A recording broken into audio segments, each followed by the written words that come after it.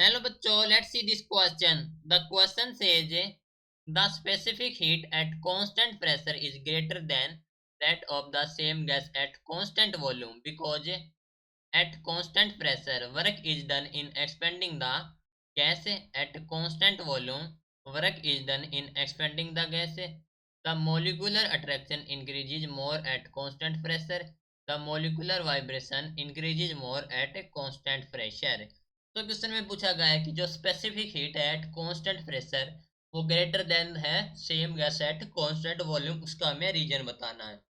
सो इस क्वेश्चन के लिए हमारा की कॉन्सेप्ट यूज हो रहा है, that is the specific heat.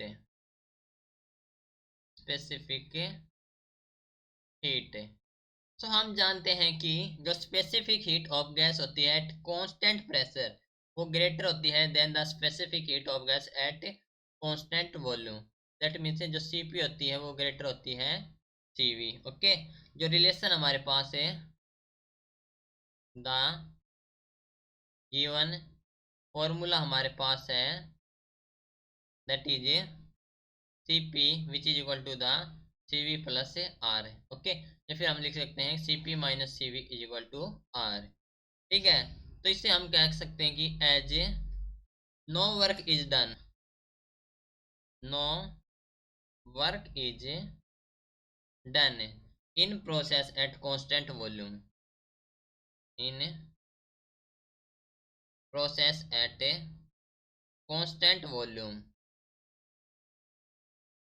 Constant volume.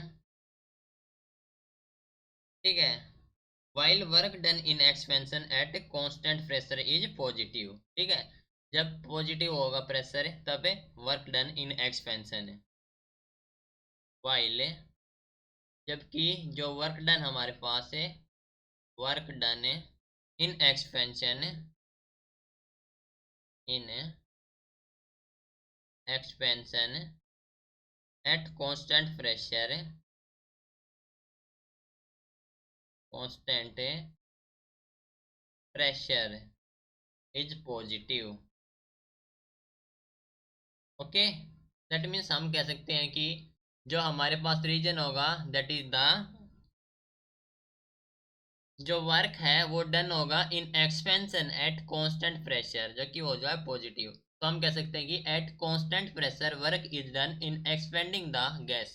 That means option number A is the correct answer. Okay, so this is your final answer. Hope you understood it well. Best of luck.